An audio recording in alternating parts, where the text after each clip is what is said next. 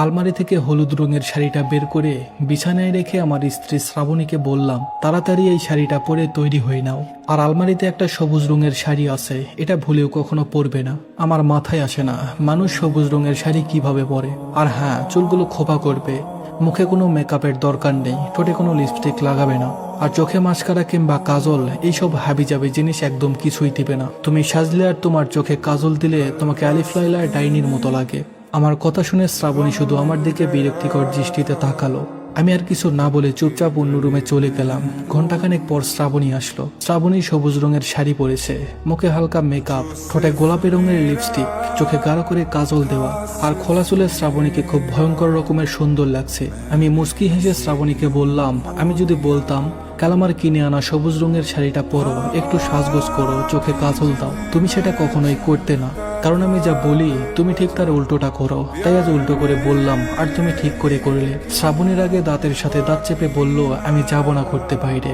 আমি আবারও হেসে বললাম, তোমার কি মাথা খারাপ নাকি? আমি এই গরমে বাইরে ঘুরতে যাব? আসলে তোমায় কখনো শাস্তি দেখিনি, এমনকি বিয়ের দিনও না, তাই আজ দেখে নিলাম। আমার দেখা শেষ, এখন চাইলে তুমি মুখ থেকে আটা ময়দা তুলে স্বাভাবিক হতে পারো। আমার কথা শুনে শ্রাবণী পাশ থেকে টিভির রিমোটটা ভেঙে অন্য রুমে চলে গেল। শ্রাবণীকে কোথাও দেখতে না পেয়ে বুঝতে পারলাম শ্রাবণী ছাদে গেছে। আমি 2 কাপ কফি বানিয়ে ছাদে গেলাম।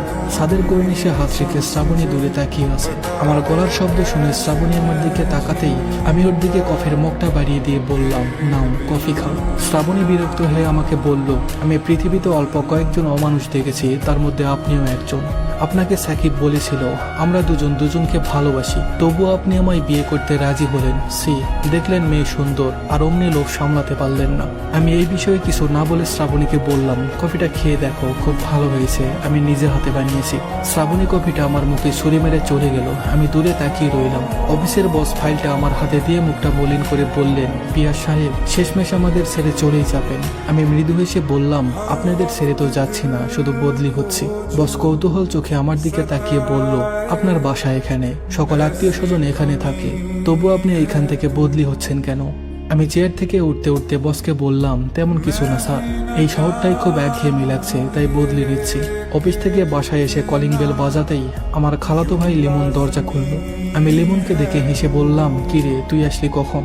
ড্রয়িং রুমে তাকিয়ে দেখি মা, খালা, মামা ওরা সবাই এসেছে। আমি সবাইকে সালাম দিলাম, তারপর মাকে বললাম, মা আমি ফ্রেশ হয়ে তারপর আসছি। গোসল শেষ করে ওয়াশরুম থেকে বের হয়ে কাজের মেয়েটাকে বললাম টেবিলে খাবার দিতে। ভাত যখন মুখে তুলবো তখনই মা আর আমার 2 খালা আমার কাছে এসে বসলো। আমি মুচকি হেসে মাকে বললাম, দুপুরে খাইনি তো, তাই খুব ক্ষুধা পেয়েছিল, তা তোমরা খেয়েছো মা? মা কাঁদতে কাঁদতে বলল, কলা দিয়ে ভাত নামলে তো খাবো। আমি বুঝি না তোর কলা দিয়ে কিভাবে ভাত নামছে।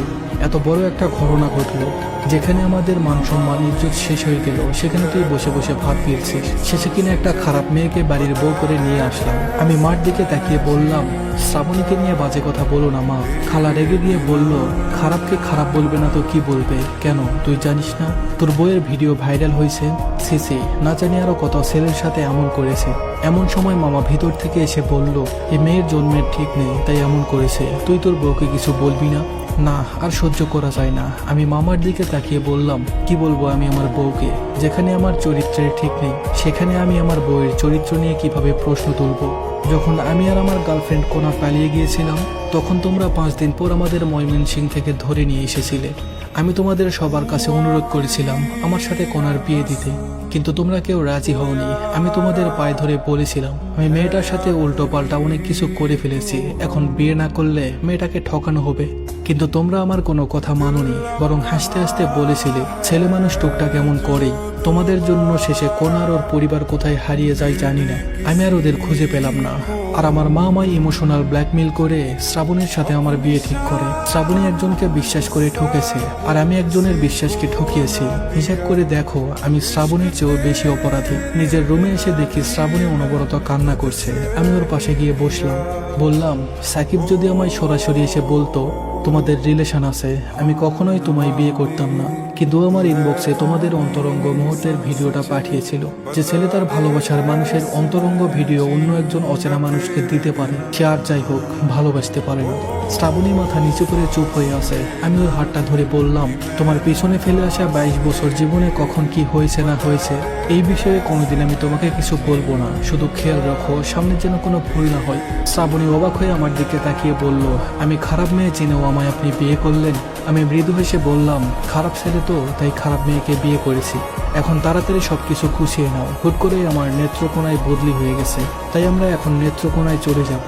আর হ্যাঁ, আলমারিতে গোলাপি রঙের একটা শাড়ি আছে, এই শাড়ি ভুলেও পরবে না। আমার মাথায় আসে না মেয়েরা কিভাবে গোলাপি রঙের শাড়ি পরে। শ্রাবণী আলমারি থেকে গোলাপি রঙের শাড়িটা বের করে আমার দিকে তাকিয়ে বলল, তোমার হুট করে বদলি হয়নি, তুমি এই শহর ছেড়ে পালিয়ে যাচ্ছ যেন তোমার বউকে কেউ কিছু বলতে না পারে।